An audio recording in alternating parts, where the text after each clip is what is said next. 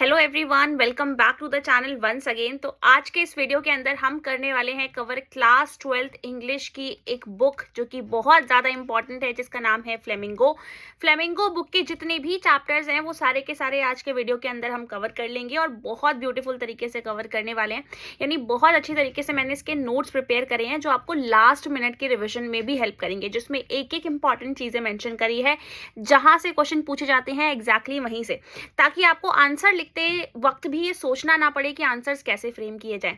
Start करते हैं आज की इस क्लास को। और सबसे पहला जो चैप्टर है वो है द लास्ट लेसन, जो हम पढ़ने वाले हैं। द लास्ट लेसन चैप्टर से आप लोगों की बहुत सारी मेमोरीज जुड़ी होंगी, क्योंकि क्लास 12 का पहला और एक तरीके से क्लास 12 का आखिरी चैप्टर होगा जो ये आप पढ़ रहे होगे। यानी जब आप एंटर करे होगे क्लास 12 के अंदर, तो सबसे पहला जो आपने चैप्टर पढ़ा होगा वो था द लास्ट लेसन।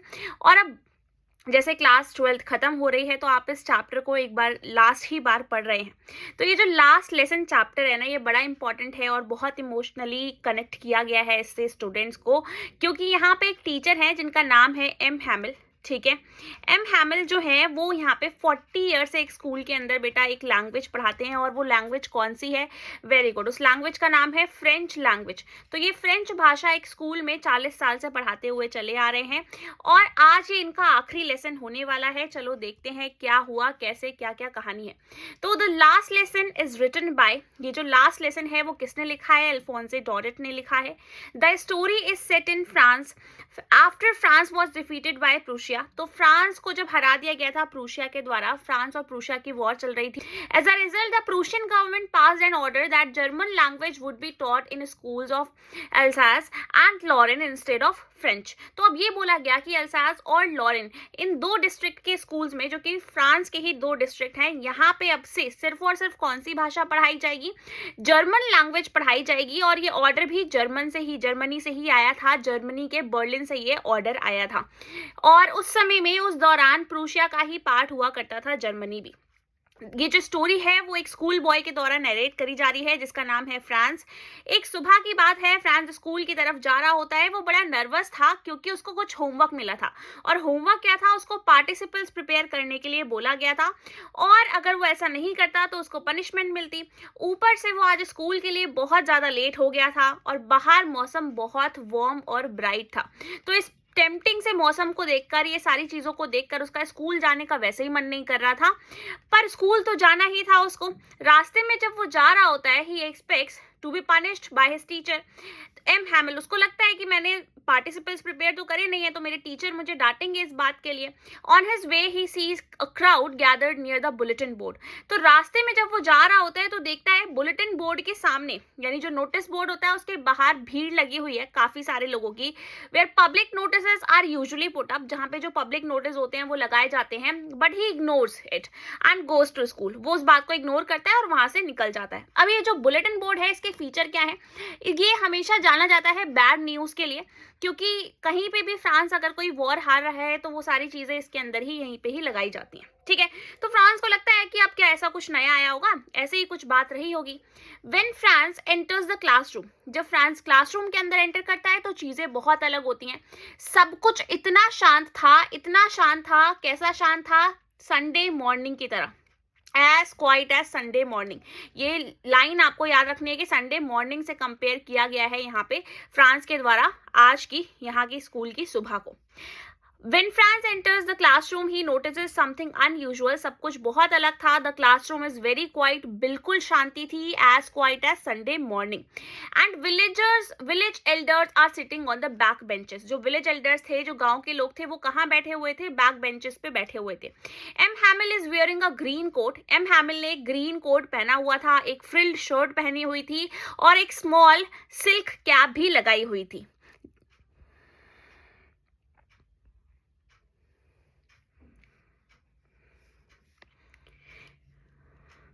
एम हैमिल ने उस दिन ग्रीन कोट पहना हुआ था, फ्रिल्ड शर्ट पहनी थी और एक स्मॉल ब्लैक सिल्क कैप भी लगाई हुई थी, जिसका फीचर क्या है कि वो जो सिल्क कैप थी वो थी एम्ब्रॉयडर्ड। ठीक है, तो आपको ये याद रखना है। इनका जो अटायर है वो बहुत ज्यादा इंपॉर्टेंट है क्योंकि इससे रिलेटेड क्वेश्चन एग्जाम में पूछ लिया जाता है। विच ही यूजली वियर्स, ये ऐसे कपड़े वो यूजुअली कब पहनते थे? स्पेशल ओकेजन्स पे। ठीक है, एम हैमिल अनाउंस करते हैं कि एक ऑर्डर आया है बर्लिन से, जर्मनी में, जो कि लोकेटेड है, और इसमें ये बोला गया है कि आज से यहाँ पे फ्रेंच लैंग्वेज नहीं पढ़ाई जाएगी। एल्सास और लॉरेन डिस्ट्रिक्ट के जो स्कूल हैं वहां पे अब से फ्रेंच लैंग्वेज नहीं पढ़ाई जाएगी और सिर्फ जर्मन लैंग्वेज ही पढ़ाई जाएगी, और उसके लिए नेक्स्ट डे टीचर आ जाएंगे। This is the last French lesson he will teach, और उन्होंने बोला कि आज आखिरी फ्रेंच लेसन होने वाला है जो हम पढ़ रहे हैं। फ्रांस इस बात को सुनकर एकदम शॉक्ड हो जाता है। उसको ये जो वर्ड्स है ना वो थंडर क्लैप की तरह लगते हैं। उसने कंपेयर किया इन वर्ड्स को कैसे? थंडर क्लैप, मतलब उसको ऐसा लगता है तालियों की गड़गड़ाहट की आवाज आ रही है चारों तरफ से, और वो एकदम शॉक हो जाता है इस बात को सुनकर। बट बाद में उसको इस बात के लिए बहुत रिग्रेट होता है कि कभी भी उसने अपनी भाषा को सीरियस लिया ही नहीं, ध्यान से पढ़ने की कोशिश नहीं करी, because he had never taken his French lesson seriously. But आज जब वो पढ़ रहा था ना तो उसको ऐसा लग रहा था कि जो भी एम हैमिल समझाने की कोशिश कर रहे हैं वो सारी बातें उसके माइंड में क्लियर होती जा रही हैं। M Hamel talks about the importance of the French language. M Hamel बात करते हैं फ्रेंच लैंग्वेज की अहमियत के बारे में और बोलते हैं कि वर्ल्ड की सबसे ज्यादा मोस्ट ब्यूटीफुल लैंग्वेज और मोस्ट लॉजिकल लैंग्वेज अगर कोई है पूरे वर्ल्ड के अंदर तो वो फ्रेंच लैंग्वेज है। ये दो शब्द यहाँ पे इन्होंने बोले हैं जिनको याद रखना जरूरी है। He also blames the parents, वो पेरेंट्स को, विलेजर्स को और अपने आप को भी ब्लेम करते हैं इस बात के लिए कि कभी क्यों यहाँ पे उन्होंने इंपॉर्टेंस नहीं दी एजुकेशन को। कैसे ब्लेम करते हैं बेटा? सबसे पहले तो वो पेरेंट्स को ब्लेम करते हैं। वो कहते हैं कि कई बार पेरेंट्स ने क्या किया, अपने बच्चों को स्कूल ना भेजने की जगह उनको अपने साथ एक्स्ट्रा मनी अर्न करने के लिए फील्ड्स में काम करवाया, ठीक है, ताकि वो वहां पे कुछ एक्स्ट्रा पैसे अर्न कर सके। ऊपर से वो कहते हैं कि मैं भी इसके लिए जिम्मेदार हूँ। एम हैमिल कहते हैं कि मैं खुद भी जिम्मेदार हूँ क्योंकि कई बार मुझे जब हॉलीडेज चाहिए होते थे, फिशिंग के लिए जाना होता था, तो मैं बच्चों को बोलता था कि तुम क्या करना, मेरे प्लांट्स को वाटर कर देना, टेक केयर कर लेना मेरे प्लांट्स की। और बच्चे भी रिस्पॉन्सिबल हैं। उन्होंने बोला बच्चे कैसे रिस्पॉन्सिबल हैं? क्योंकि उन्होंने कभी भी अपनी एजुकेशन को सीरियस लिया ही नहीं, अपने लेसन्स को सीरियस नहीं लिया। ठीक है, तो अब वो कहते हैं ही से पेरेंट्स, जो पेरेंट्स थे वो क्या करते थे, अपने बच्चों को स्कूल भेजने की बजाय वो अपने साथ काम पे लगा लेते थे उनको, जिसकी वजह से उनकी पढ़ाई का नुकसान होता था। और कई बार एम हैमिल खुद भी बच्चों को हॉलीडेज प्रोवाइड कर देते थे जब उनको फिशिंग के लिए या गार्डनिंग के लिए जाना होता था। ड्यूरिंग द लेसन, इस लेसन के दौरान फ्रांस बहुत ध्यान से सब कुछ सुनने की कोशिश कर रहा है। उसको पहली बार ऐसा हो रहा है कि सब कुछ बिल्कुल क्लियर समझ में आ रहा है। और जो विलेजर्स हैं जो आज यहाँ पे बैक बेंचेस पे आकर बैठे हुए हैं, लास्ट की सीट्स पे आकर बैठे हुए हैं, वो लोग क्यों आए हैं यहाँ पे? वो बहुत ज्यादा ग्रेटफुल हैं एम हैमिल के लिए कि उन्होंने अपनी 40 ईयर की सिंसियर सर्विस यहाँ पे प्रोवाइड करी है, इसलिए वो उनको थैंक यू बोलने के लिए आए हैं। ठीक है, उनको अपनी गलती का एहसास हो रहा है कि किस तरीके से उन्होंने कभी अपनी भाषा को अहमियत नहीं दी। At the end of the lesson, इस लेसन के लास्ट में पहुंचते पहुंचते एम हैमिल यहाँ पे बहुत इमोशनल हो जाते हैं और वो ज्यादा कुछ बोल नहीं पाते हैं। पीछे मुड़ते हैं और ब्लैक बोर्ड पे लिखते हैं वी विल ला फ्रांस, जिसका मतलब क्या है? Long live France. और वो बोलते हैं कि अगर कभी भी आपको ऐसा फील होना कि आप कैद हो चुके हो तो आपकी आजादी की जो चाबी है, की टू प्रिजन, जो आज़ादी की चाबी है, जो इस जेल से बाहर निकलने का रास्ता है, वो क्या है? वो सिर्फ एक ही रास्ता है कि आप हमेशा अपनी लैंग्वेज को होल्ड करके रखें, पकड़ कर रखें। Gestures to the students to leave, और फिर वहां से वो जाते हैं और बोलते हैं कि आज का लेसन जो है वो एंड हो चुका है और आप लोग यहाँ से जा सकते हैं। ठीक है, तो इससे पता चलता है कि इनका जो टीचिंग करियर था, बड़ा ब्यूटीफुल टीचिंग करियर था, वो एक एंड पे आ चुका था। अच्छा, सरकास्टिकली, मजाक में, यहाँ पे क्लास के अंदर बैठे हुए लास्ट के समय में जो फ्रांस है वो ये सोच रहा होता है कि क्या अब ये जो जर्मन्स है, क्या वो जबरदस्ती अब जो पीजन्स हैं, जो कबूतर हैं, उनको भी जर्मन लैंग्वेज में कू करवाने की कोशिश करेंगे, बोलवाने की कोशिश करेंगे। ठीक है, तो यहां से ये जो द लास्ट लेसन चैप्टर था वो खत्म हुआ। सेकंड चैप्टर कौन सा है? लॉ स्प्रिंग, जिसको लिखा है अनीस जंग ने। बड़ा ही ब्यूटीफुल सा चैप्टर है। इस चैप्टर के अंदर दो कहानी है। सबसे पहली कहानी है किसके बारे में? साहिब आलम के बारे में। साहिब आलम एक ऐसा लड़का जिसके नाम का तो मतलब है बेटा लॉर्ड ऑफ यूनिवर्स, पर उसको उसके नाम का मतलब भी शायद नहीं पता है, क्योंकि वो जो काम कर रहा है, जिस गरीबी के अंदर वो जी रहा है, वो बिल्कुल ऑपोजिट है उसके नाम से। वहीं पे अभी हम जब दूसरी कहानी पढ़ रहे होंगे तो वो कहानी है एक मुकेश नाम के लड़के की, ठीक है। तो पहली स्टोरी पढ़ते हैं। पहली स्टोरी का नाम है sometimes I find a rupee in the garbage. कई कई बार मुझे 1 रुपए का नोट भी गार्बेज में मिल जाता है, यानी कूड़े के ढेर में मिल जाता है। The narrator talks about a boy. अब नैरेटर यहाँ पे बताती हैं कि कैसे उन्होंने इंडिया के अंदर अलग अलग जगह पे ट्रैवल किया और देखा कि लोग गरीबी में कैसे जीते हैं। तो सबसे पहले अकाउंट में भी वो यही बताएंगी और सेकंड अकाउंट के अंदर भी वो यही बताएंगी। पहली स्टोरी के अंदर वो साहिब के बारे में बताती हैं। साहिब जो कि एक रैग पिकर है, कूड़ा बिनने का काम करता है, whom she sees every morning, जिसको वो हर सुबह देखती हैं। She learns that he came from Dhaka. उनको पता चलता है कि ये और इसकी फैमिली ढाका से आए थे। ढाका कहाँ पे है? बांग्लादेश के अंदर लोकेटेड है। और कब आए थे बेटा ये लोग यहाँ पे? ये लोग आए थे 1971 के दौरान, जब इनकी फील्ड्स डिस्ट्रॉय हो गई थी, बर्बाद हो गई थी, तो ये और इनका घर वर सब डिस्ट्रॉय हो गया था, तो ये लोग यहाँ पे मूव कर आए थे। When she tells him, जब वो उसको बताती हैं, मतलब वो उसको बोलती है कि तुम इस एज में हो तो तुम्हें स्कूल जाना चाहिए, गो टू स्कूल। तो वो क्या बोलता है? He replies there is no school in my neighbourhood. मेरे आस पड़ोस में कोई स्कूल ही नहीं है, तो मैं कैसे जाऊं school? When they build one I will go. जब वो एक स्कूल बनाएंगे तो मैं जरूर जाऊंगा। फिर उसके बाद वो ऐसे ही ऑथर यहाँ पे बोलती है क्यूरियस होकर, if I start a school will you come, कि अगर मैं एक स्कूल शुरू करूं तो क्या तुम उसमें आना चाहोगे? तो साहिब का फेस एकदम से चमक उठता है, face lights up at the promise. However, she realizes that such promises are often made to children like him but rarely kept. पर उनको समझ में आता है कि उनको ऐसा वादा उससे नहीं करना चाहिए था, क्योंकि ऐसे जो वादे हैं वो बहुत सारे लोग इनसे झूठे वादे करके जाते हैं बट कोई पूरा नहीं करता है। पॉलिटिशियंस की बात हो रही है। The narrator describes the harsh realities of children living in extreme poverty. Narrator को यहाँ पे समझ में आता है कि ये बच्चे, ये जो लोग हैं वो कितनी एक्सट्रीम पॉवर्टी, गरीबी के अंदर जी रहे हैं। मेनी वॉक बेयरफुट, ज्यादातर बच्चे इसमें से जो नंगे पैर ही है वही घूमते रहते हैं। विच इज जस्टिफाइड, वो अपने आप को पता है क्यों यहाँ पे सही बताते हैं। वो बोलते हैं कि अच्छा हम जो बिना चप्पल के घूम रहे हैं ना, ये हमारा ट्रेडिशन है, एक तरीके से हम ऐसे ही रहते हैं, ठीक है। तो वो अलग अलग एक्सक्यूज बताते हैं अपनी गरीबी को छुपाने के लिए। एक बच्चा बोलता है कि मेरी मदर जो है ना वो शेल्फ में से शूज को उतार के नहीं देती है, ठीक है, इसलिए मैं नहीं यहाँ पे पहनता हूँ। तो अलग अलग तरीके के बहाने देते हैं। दो it may really be an excuse for enduring poverty. She recalls a man from UDP. उनको याद आता है कि एक आदमी था UDP में जो हमेशा, एक बच्चा था मतलब यूजुअली, जो प्रे करता था कि उसको शूज मिल जाए। और फिर उसके बाद में काफी सालों बाद जब वो वहाँ पे दोबारा विजिट करती हैं तो देखती हैं कि उसकी जो विश है वो फुलफिल हो चुकी है। तो इससे पता चलता है कि कैसे छोटे छोटे सपने कई कई बार सच हो भी जाते हैं, ठीक है। टू गिव कॉन्टेक्स्ट, जो नैरेटर है अब यहाँ पे हमें डिटेल में बता रही है सारी चीजों के बारे में, सीमापुरी के बारे में, जहाँ पे ये लोग रहते हैं। The narrator talks about Seemapuri, जो कि दिल्ली के पास में ही, दिल्ली का आउटर स्कर्ट्स में लोकेटेड है, मतलब आउटस्कर्ट्स में यानी बाहरी इलाके में लोकेटेड है और ज्यादा डेवलप नहीं है। ये एक स्लम एरिया है। स्लम एरिया समझते हैं जहाँ पे झुग्गी झोपड़ी होती है, वैसा एरिया है, जहाँ पे लगभग 10,000 रैग पिकर्स रहते हैं बांग्लादेश से। हैव सेटल्ड सिंस 1971 से ये लोग यहीं रह रहे हैं। They live in mud structures with tin और टार्पलिन रूफ्स। वो लोग कैसे रहते हैं? टिन और टार्पलिन के जो रूफ, जो छत है उनकी बनी हुई है। लैकिंग सीवेज, कोई सीवेज का सिस्टम नहीं है, कोई ड्रेनेज नहीं है, चारों तरफ पानी ऐसे ही बहता रहता है, बहुत गंदगी में, कोई सैनिटेशन फैसिलिटी नहीं है, ऐसी जगह पे लोग रहते हैं। दे हैव नो आइडेंटिटी और परमिट्स, इनके पास कोई आइडेंटिटी के नाम पे कुछ भी नहीं है, सिर्फ इनके पास क्या है बेटा? एक राशन कार्ड है जिसके जरिए इनको खाना मिल जाता है और ये वोट डाल पाते हैं। That allow them to buy food, grain and vote. और इनके लिए यही ज्यादा इंपॉर्टेंट है, इनके लिए सिटीजनशिप इंपॉर्टेंट नहीं है, इनके लिए इंपॉर्टेंट क्या है कि इनको खाने के लिए चीज मिल जाए। As one group of women explain, कुछ औरतों का ग्रुप था, वो ऑथर को क्या बताता है? If at the end of the day we can feed our families and go to bed without an aching stomach, we would rather live here than in the fields that gave us no grain. तो क्या बोलती हैं वो औरतें कि हम लोग यहाँ पे क्यों रहते हैं? कि एटलीस्ट एकिंग स्टोमक मतलब क्या है यहाँ पे? कि हमारा जो पेट है वो दुख नहीं रहा है। अगर हम सोने जा रहे हैं रात को तो हम भूखे पेट सोने नहीं जा रहे, हम कुछ खा के ही जा रहे हैं। तो हमें यही जगह पसंद है, हम यहीं रहना चाहेंगे, हम उस जगह पे नहीं जाना चाहेंगे वापस जहाँ पे हमें, जिस फील्ड से कोई भी ग्रेन नहीं मिलता था, अनाज का दाना नहीं मिलता था। For children garbage is magical, बच्चों के लिए ना ये जो गार्बेज है वो मैजिकल है। कैसे? बच्चा जो साहिब है वो क्या बोलता है? Sometime find a rupee in the garbage, मतलब कई कई बार मुझे 1 रुपए का और कई कई बार 10 रुपीज का नोट भी मिल जाता है। उसकी आंखें बिल्कुल चमक उठती हैं ऐसा बोलते हुए। साहिब ये बताता है ऑथर को, while for adults garbage is survival, पर जो एडल्ट्स हैं, जो बड़े लोग हैं, उनके लिए जो ये गार्बेज है ना वो सर्वाइवल का, जीने का, रोटी कमाने का जरिया है, ठीक है।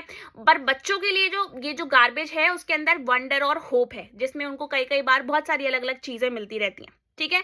तो एक क्वेश्चन एग्जाम में बहुत बार पूछा जाता है कि ये बताओ कि गार्बेज की मीनिंग दोनों के लिए अलग कैसे है, बच्चों के लिए क्या है और बड़ों के लिए क्या है। तो बड़ों के लिए क्या है, ये सर्वाइवल का जरिया है, और बच्चों के लिए वंडर एंड होप है। ठीक है।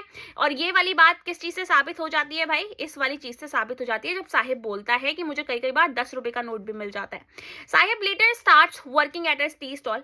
कुछ टाइम बाद जब यहाँ पे ऑथर उसको देखती है तो देखती है कि वो एक टी स्टॉल पे काम करने लग गया है, चाय की दुकान पे काम करता है, और यहाँ पे उसको 800 रुपए महीने के मिलते हैं, साथ में खाना भी मिलता है। बट नैरेटर नोटिस करती है कि अब वो उतना ज्यादा खिलखिलाता नहीं है, उतना फ्रीडम वाला जो लुक था ना उसके फेस पे वो गायब हो चुका है। कैरिंग अ स्टील कैनिस्टर, उसके हाथ में एक स्टील का कैनिस्टर है जिसमें चाय यूजली लोग कैरी करते हैं, तो वो है, और प्लास्टिक बैग नहीं है अब उसके हाथ में जिसमें वो कूड़ा बिनते घुमा करता था, और उसका वो केयरफ्री लुक भी नहीं है अब। तो ऑथर यहाँ पे बोलती है Saheb is no longer his own master, अब वो अपना खुद का मालिक नहीं रह गया है क्योंकि अब वो किसी और के यहाँ काम करता है। The freedom he had while rag picking is gone, जिस समय जब वो रैक पिकिंग करता था, कूड़ा बिनने का काम करता था, उसके पास जो आज़ादी थी वो खो चुकी है, जा चुकी है, और ये रिस्पॉन्सिबिलिटीज और रिस्ट्रिक्शंस जो हैं वो इसके ऊपर बहुत सारी आ चुकी हैं। ठीक है। तो इसी के साथ जो फर्स्ट पार्ट है वो एंड होता है।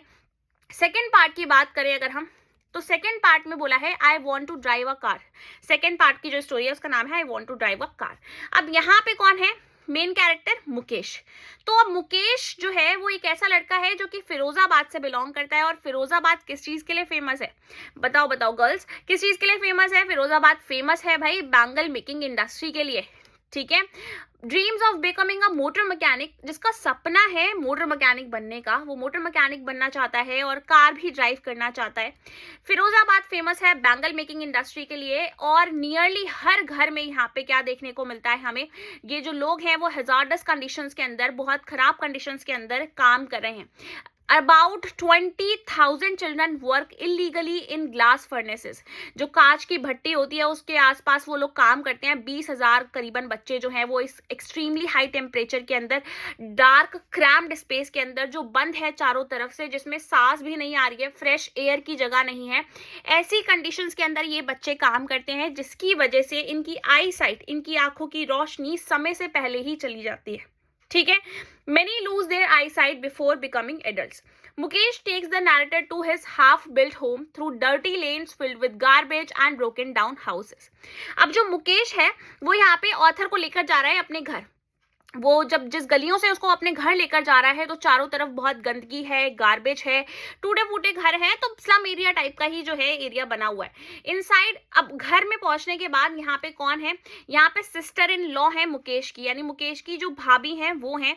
कुक्स over a food wood fire, वो खाना जो है वो चूल्हे पे बना रही हैं। Her eyes watering from smoke, तो अब धुआं आता है उससे, जो चूल्हा होता है, तो उनकी आंखों में बहुत ज्यादा आंसू से आ रहे हैं। She veils her face, veil मतलब होता है पर्दा करना। ठीक है। गांव में देखते हो ना आप, यूजुअली जो फीमेल्स होती हैं अगर कोई सामने उनके बड़ा आ जाता है उनके घर का, तो शी वेयर्स देयर फेस, तो वो अपना जो फेस है वो ऐसे कवर कर लेती हैं। ठीक है। तो ऐसे ही यहाँ पे मुकेश के फादर जैसे ही एंटर करते हैं तो जो उनकी भाभी है वो इस तरीके से अपने फेस को कवर कर लेती हैं। दिखाया गया है कि कैसे यहाँ पे ट्रेडिशनल कस्टम्स जो है वो चल रहे हैं। ठीक है। Despite working hard his entire life, तो अब जो इसके मुकेश के जो पापा हैं उन्होंने जिंदगी भर बहुत मेहनत करी। पहले वो एक टेलर का काम करते थे, उसके बाद वो बैंगल मेकिंग में आ गए। तो मुकेश के फादर बहुत कम अपनी लाइफ में कुछ अचीव कर पाए, वो अच्छी तरीके से अपने घर को भी रिपेयर नहीं करवा पाए, अपने बच्चों को स्कूल में नहीं भेज पाए, बट वो अपने बच्चों को सिर्फ और सिर्फ क्या सिखा पाए, बैंगल मेकिंग करना। यही एक जो चीज़ थी, जो स्किल थी, वो उन्होंने अपने बच्चों में पास करी। और दूसरी चीज़, उन्होंने अपना एक घर बनवा दिया जो उनके लिए बहुत बड़ी चीज़ है। ठीक है। मुकेश की जो दादी माँ है उनका ऐसा मानना है, believe this is their god given destiny. उनका मानना है कि ये तो उनकी कास्ट और उनका जो डेस्टिनी है, जो उनकी किस्मत है, उसकी वजह से उनको ये सब करना पड़ रहा है और इसको बदला नहीं जा सकता है। She has watched her own husband lose his I site from polishing glass bangles. वो बताती हैं कि मैंने तो अपने खुद के पति की आंखें जाती हुई देखी हैं, अपनी आंखों के सामने देखा है उनकी आंखों की रोशनी गायब होते हुए, क्योंकि वो पॉलिश करते थे ग्लास के बैंगल्स को। अब कांच की चूड़ी को बनाने में क्या होता है, जब उसको पॉलिश किया जाएगा तो उसका जो डस्ट है वो उड़ेगा और आईज में जाएगा, तो उसकी वजह से जो आई साइट है वो बहुत जल्दी खराब हो जाती है। ठीक है। Colourful bangles are everywhere in Firozabad, हर जगह रंगीन रंगीन हर कलर की चूड़ियां देखने को मिल जाती हैं। Pile in yards and loaded on to carts, भर भर के इसको कार्ट वगैरह में रखा जाता है। और फिर inside dark huts entire families including young children sit near flickering oil lamps joining glass pieces to bangles. छोटे छोटे घरों के अंदर, बंद घरों के अंदर दिए का लैंप जलाकर जो छोटे छोटे बच्चे हैं वो इन चूड़ियों को जोड़ने की कोशिश कर रहे हैं। वर्किंग इन डार्कनेस, अंधेरे में काम कर रहे हैं कॉन्स्टेंटली, और उनकी आंखें बिल्कुल सेंसिटिव हो चुकी हैं। और अब मतलब वो जब रोशनी में जाते हैं ना तो उनको बड़ा अनकंफर्टेबल फील होता है, causing many to go blind young. इसकी वजह से बहुत सारे बेचारे बच्चे जो है उनकी आंखों की रोशनी चली जाती है। आपने कई बार नोटिस किया होगा ना, जब हम धूप से गर्मी के समय में या फिर ठंड के समय में भी काफी देर बाद नीचे वापस आते हैं तो लाइट में हमें कुछ दिखता नहीं है थोड़ी देर के लिए, हमारी आंखें कितना मुश्किल से एडजस्ट हो पाती हैं। तो ऐसे ये बच्चे जो है इनकी आंखें बहुत ज्यादा यूज्ड टू हो चुकी हैं डार्क एनवायरनमेंट से, और इनकी आंखें अच्छे से अब फंक्शन नहीं कर पाती हैं नॉर्मल लाइट में। The narrator meet Savita, narrator मिलती है यहाँ पे सविता से। सविता एक यंग लड़की है जिसके हाथ बिल्कुल मैकेनिकली चल रहे हैं, सोल्डरिंग ग्लास पीसेस, वो जोड़ रही है ग्लास के पीसेस को, कांच के टुकड़ों को, और चूड़ी बनाने की कोशिश कर रही है। ये लड़की बहुत छोटी है बट बिल्कुल कैसे मशीन की तरह इसके हाथ चल रहे हैं, probably unaware that bangle symbolize a married women's good fortune in Indian culture. तो इसको तो पता भी नहीं है, ऑथर कहती हैं कि जो ये बैंगल्स जो ये बना रही है ये किस चीज का सिंबल है। यूजुअली क्या होता है, जो यहाँ पे वर्ड भी मेंशन किया गया है चैप्टर के अंदर, सुहाग की निशानी इसको माना जाता है और इंडियन वुमेन यूजुअली इसको पहनती हैं। बिसाइड हर सिट्स, और वहीं पे ही एक जो ओल्ड वुमेन है वो बैठी हुई हैं जिन्होंने बैंगल्स पहने हुए हैं, but has no light in her eyes, पर रोशनी नहीं है उनकी आंखों में। शी सैडली सेज, वो कहती हैं कि उन्होंने कभी पूरे अपने जीवन भर में एक फुल मील नहीं खाई है अपनी एंटायर लाइफ में, मतलब खाना नहीं खाया है पेट भर के कभी भी। और उनके जो हस्बैंड है उनकी अचीवमेंट क्या है कि उन्होंने एक घर बना दिया, वही बहुत बड़ी चीज है, which is more than most families manage. तो मतलब ये तो ऐसी चीज है कि जो ज्यादातर लोग नहीं कर पाते हैं, इसलिए ये भी बहुत बड़ी बात है। हर घर, यहाँ पे हर घर के अंदर आपको एक ही चीज देखने को मिलेगी कि इन लोगों के पास पैसा नहीं है, इसीलिए इनके पास कोई चारा नहीं है एक्सेप्ट कंटिन्यू मेकिंग बैंगल्स। इसीलिए ये लोग सिर्फ और सिर्फ इसी काम में लगे रहते हैं, बैंगल मेकिंग के। Not even enough to eat properly, खाना खाने तक के लिए इनके पास पैसे नहीं है। Years of exhausting work have killed their ability dream of better life, इसीलिए लोग सपने नहीं देख पाते हैं कुछ भी। तो जब नैटर पूछती है why they don't form a cooperative, तो फिर नैटर पूछती है कि तुम लोग अपना ग्रुप क्यों नहीं बना लेते हो, इस सिस्टम के अगेंस्ट फाइट करो। तो यहाँ पे बताते हैं लोग इसको कि देखो पुलिस जो है अगर वो हम ऐसा करने भी जाएंगे तो वो हमें अरेस्ट कर लेगी और उल्टा हमें ही मारेगी। दे हैव नो लीडर, हमारा कोई लीडर नहीं है, और and their fathers are equally hopeless, और इनके जो पिताजी हैं वो भी इस बात में मान चुके हैं, बिलीव कर चुके हैं कि कुछ नहीं होना है। The narrator sees two connected worlds, तो नैटर यहाँ पे देखती है कि कैसे जो फैमिली है वो पॉवर्टी और कास्ट के स्टिग्मा के अंदर फंसी हुई है, और ये जो विशियस सर्कल है जिसके अंदर जो मनी लेंडर्स है, मिडल मैन है, पुलिस, पॉलिटिशियन, साहूकार, ये सब लोग भी इनको परेशान करते रहते हैं पैसे के लिए, और जो बच्चे हैं बेचारे वो इस बर्डन को नेचुरली झेले जा रहे हैं। Never learning to be brave और ड्रीम डिफरेंटली, उनके अंदर ये हिम्मत ही नहीं है कि वो कुछ और सोचें करने का, ठीक है। बट मुकेश की जो डिटर्मिनेशन है, जो उसके अंदर साहस है, सोचने का जो करेज है, वो बहुत अलग है। वो बताता है, वो कहता है कि मैं मोटर मैकेनिक बनना चाहता हूँ। तो ऑथर बोलती है कि मान लो अगर वो जगह तुम्हारे घर से दूर हुई जहाँ पे गैरेज में तुम सीखने जाना चाहते हो तो क्या करोगे। तो वो कहता है कोई बात नहीं, he insist he will walk to a distant garage to learn motor mechanics, कि मैं पैदल चल के चला जाऊंगा। बट जब वहां पे ऑथर उससे पूछती है कि अच्छा क्या तुम एरोप्लेन उड़ाने का भी सपना देखते हो क्या, मतलब तुम पायलट बनने का भी सपना देखते हो क्या, तो वो बिल्कुल शांत हो जाता है और कहता है नहीं। वो ऐसा क्यों बोलता है, क्योंकि उसको पता है बेटा कि कार तक ही चला ले वो, तो वही बड़ी बात है उसके लिए। और वो कहता है कि मैंने गलियों में कार ही आते हुए देखी है तो मैं वही उड़ाना चाहता हूँ। और फिरोजाबाद मतलब यहाँ पे फिरोजाबाद जो है वो ऊपर से, यहाँ पे फिरोजाबाद के ऊपर से मतलब जो प्लेन्स है वो बहुत कम गुजरते हुए उसने देखे हैं, जिसकी वजह से क्या होता है उसके लिए सपना देखना बड़ा मुश्किल हो जाता है कि वो इतना बड़ा सपना देखे। तो उसके लिए तो यही बड़ी बात होगी कि अगर वो इस छोटे से काम को भी सीख ले, ठीक है, ताकि वो इस साइकिल से बाहर निकल पाए, बैंगल मेकिंग इंडस्ट्री से बाहर आ पाए। ओके तो इसी के साथ जो हमारा ये चैप्टर है लॉ स्प्रिंग, इसके दोनों पार्ट हमने कंप्लीट कर लिए। 2 पार्ट थे इसलिए हमें थोड़ा सा टाइम लग गया, बट अच्छे समझ में आ गया होगा सब कुछ। अब पहुंचते हैं हमारे नेक्स्ट चैप्टर पे जिसका नाम है deep water by William Douglas. और ये जो चैप्टर है ये एक ऑटोबायोग्राफिकल अकाउंट है, जिसका मतलब होता है कि अपने बारे में उन्होंने यहाँ पे अपने एक्सपीरियंसेस को हमसे शेयर किया है। तो ये जो स्टोरी है ये विलियम डगलस के बारे में है, उनके स्ट्रगल के बारे में कि कैसे उनको डर लगता था पानी से। अवर्जन था किस चीज का? फियर का। फियर का एवर्जन वर्ड का ही मतलब ही फियर होता है। डर था किस चीज का? वाटर का, ठीक है। And how he eventually conquered it, और कैसे उन्होंने इस पे जीत हासिल करी और इस डर को अपने दिमाग से बाहर निकाल दिया। डगलस का सबसे पहला जो फ्राइटनिंग एनकाउंटर है वाटर के साथ कब होता है? जब वो मात्र 3 और 4 साल के थे। उनके फादर उनको कैलिफोर्निया बीच पे लेकर जाते हैं और एक बड़ी सी वेव आती है और वो उसके अंदर उनको ऐसा लगता है कि वो बरी हो गए, ठीक है, दफन हो गए हैं उसके अंदर। The wave knocked Douglas down and buried him under water, पानी के अंदर डूब गए वो। हिज ब्रेथ वॉज गॉन, वो सांस नहीं ले पा रहे थे और टेरिफाइड फील कर रहे थे बहुत ज्यादा by overpowering force of the waves. While his father laughed, terror remain in Douglas heart. तो कहते हैं मेरे पापा तो हंस रहे थे बगल में खड़े होकर, क्योंकि उनको लगा कि कुछ नहीं यार, बच्चा गिर गया है, थोड़ा सा ही, मतलब उसको ऐसा कुछ लगेगी थोड़ी होगी बहुत ज्यादा। बट डगलस बोलते हैं कि मेरे दिल के अंदर तो तब से ही पानी को लेकर डर बैठ चुका था। ईयर्स लेटर, काफी साल बीत जाते हैं, व्हेन डगलस वाज 10 और 11, 10 या 11 साल के होते हैं डगलस, तो डिसाइड करते हैं कि मुझे स्विमिंग सीखनी है। तो YMCA पूल में जाने का सोचते हैं वो। हालांकि उनकी जो मदर है वो उनको बोलती हैं कि देखो तुम याकिमा रिवर में जाकर स्विमिंग मत सीखना, क्योंकि वो बहुत ज्यादा डेंजरस है, तुम पहले पूल में जाके सीखो। तो इसीलिए YMCA पूल जो था वो सेफ था और वो वहां पे ज्वाइन कर लेते हैं, क्योंकि इसका जो पहला एंड था, स्टार्टिंग पार्ट था, वो 2 से 3 फीट गहरा था और जब नीचे जाते जाओ तो ये 9 फीट तक गहरा था।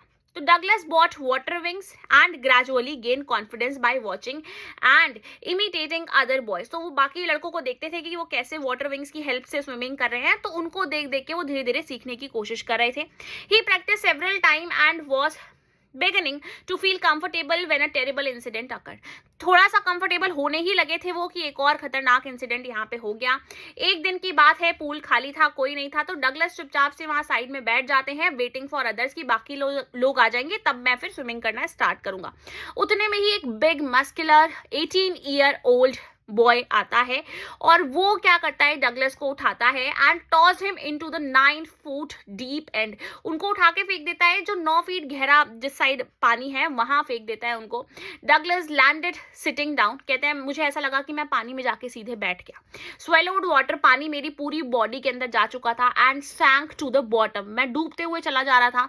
दो फ्राइटेंड, बहुत डरा हुआ था, ही मेड अ प्लान, फिर भी मैं अपने दिमाग, मेरे जो विट्स थे ना, मतलब मेरी जो समझदारी थी वो गई नहीं थी, मैं अपने दिमाग में प्लान बना रहा था, जंप फ्रॉम द बॉटम, कि मैं जाऊंगा कॉर्क की तरह, कॉर्क समझते हो, लकड़ी का जो कैप होता है बॉटल का, उसकी तरह ऐसे जंप करके सरफेस पे आ जाऊंगा एंड पैडल टू सेफ्टी, और फिर आगे चला जाऊंगा। हाउएवर व्हेन ही जंप्ड, जैसे ही वो जंप करने की कोशिश करते थे अपनी पूरी ताकत के साथ, स्ट्रेंथ के साथ, he rose slowly through dirty yellowish water, तो उनको कुछ दिख ही नहीं रहा था, चारों तरफ सिर्फ पीला पीला गंदा गंदा पानी दिख रहा था। His eyes and nose emerge briefly but not his mouth, he swallowed water and began sinking again, पानी उनके बॉडी के अंदर जाते जा रहा था और बार बार वो डूब जा रहे थे। Douglas went down a second time, दूसरी बार भी क्या होता है, वो डूब जाते हैं, striking desperately at the water, बार बार कोशिश कर रहे थे ऊपर आने की। हिज लंग्स एक्ड, उनके लंग्स में एकदम पेन उनको फील हो रहा था, उनका जो हेड था वो थ्रॉप्ड हो चुका था, दिमाग ऐसा लग रहा था अब काम नहीं कर रहा है, एंड फेल्ट डिजी, अब उनको बेहोशी फील हो रही थी। The sheer stark terror seized him, चारों तरफ से उनको उस डर ने घेर लिया था, अ टेरर बियॉन्ड अंडरस्टैंडिंग, अब उनको कुछ भी समझ में नहीं आ रहा था। He was shrieking and paralysed under water, उनके हाथ पैर काम करना बंद कर चुके थे पानी के अंदर, कंप्लीटली फ्रोजन विद फियर, जम चुके थे वो, उनको ऐसा फील हो रहा था इस डर की वजह से। Only his pounding heart confirmed he was alive, मतलब उनकी जो दिल की धड़कनें चल रही थी बस इससे पता चल रहा था कि वो जिंदा है, मरे नहीं है। He touched bottom again and jump, last बार उन्होंने ट्राई किया बट कुछ भी नहीं हुआ। वाटर सराउंडेड हिम एवरीवेयर, चारों तरफ पानी पानी था। टेरर ने उनको ऐसा लगा कि ग्रिप कर लिया है, पकड़ लिया है, like an electrical charge, as he trembled helplessly.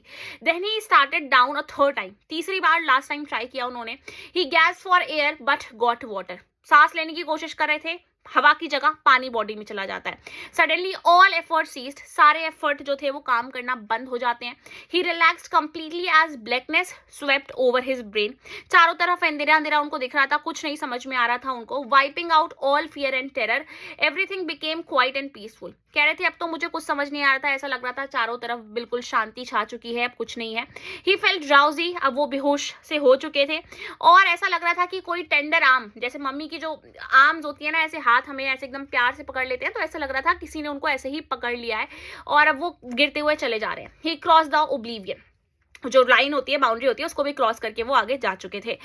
Douglas next remember, उसके बाद जो उनको याद है वो ये याद है कि भाई वो पूल के साइड में लेटे हुए हैं और वोमिटिंग कर रहे हैं, उल्टियां कर रहे हैं। द बॉय सेड, वो जो लड़का है वो वहीं खड़ा हुआ है, वो कहता है आई वॉज जस्ट फूलिंग, मैं तो सिर्फ मजाक कर रहा था, मुझे थोड़ी पता था ऐसा कुछ हो जाएगा। तो उतने में ही जो आसपास के लोग थे वो खड़े हुए थे, वो बोल रहे थे कि तुम्हें पता है जो लड़का था ना ये नियरली मर ही गया होता, नियरली डेड था ये। तो Douglas walked home hours later, कुछ टाइम बाद वो जाते हैं घर। बहुत वीक थे, बहुत कमजोर हो चुके थे, कांप रहे थे वो। उस रात वो कुछ भी नहीं खा पाते हैं और वो डर उनके दिमाग में काफी दिनों तक रह जाता है। He never return to the pool and developed a deep fear of water that lasted years.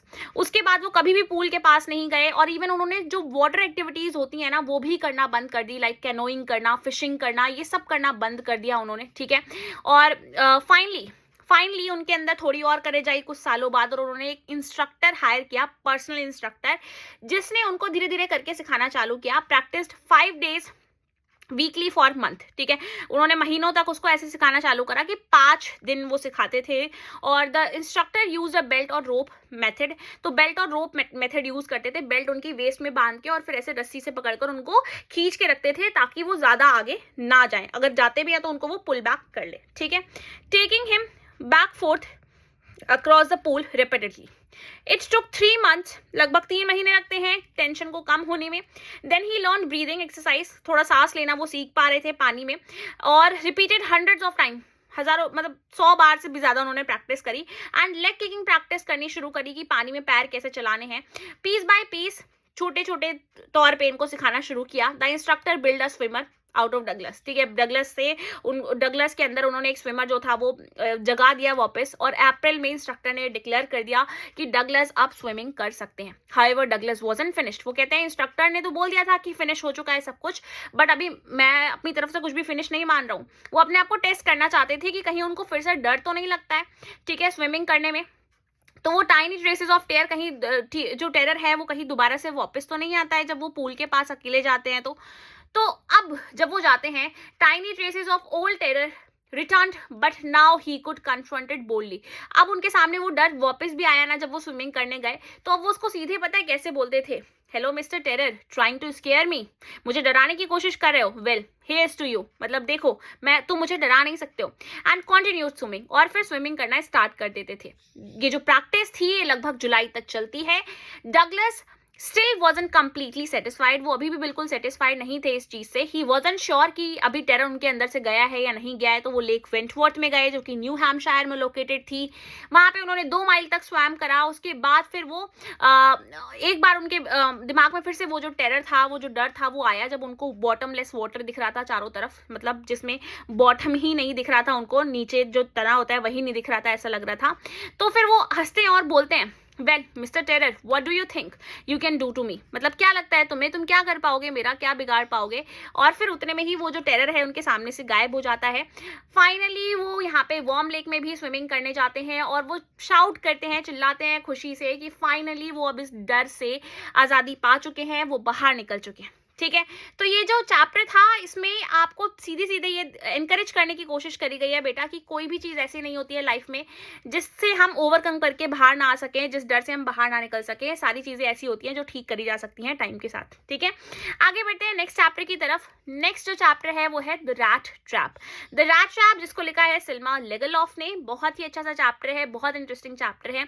The story is about a poor man, ये कहानी है एक ऐसे आदमी की जो छोटे छोटे रैट ट्रैप्स बनाता था। Who made and sold small wire rat traps. Rat trap समझते हो, चूहे की दानी जिसमें हम चूहे को पकड़ते हैं, वो He created them using materials he got by begging from stores and farms.